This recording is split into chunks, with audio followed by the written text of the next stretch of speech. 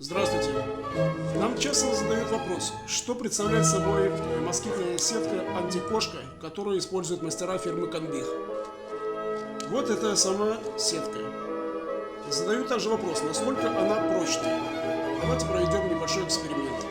Возьмем кусок картона, ножницы и попробуем отрезать этот картон.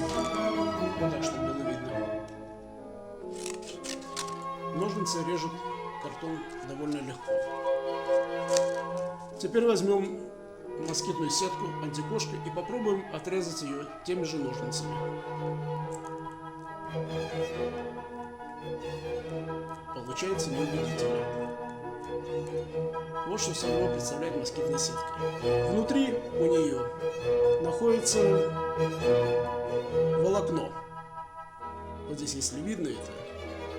Сверху она облита материалом таким ПВХ.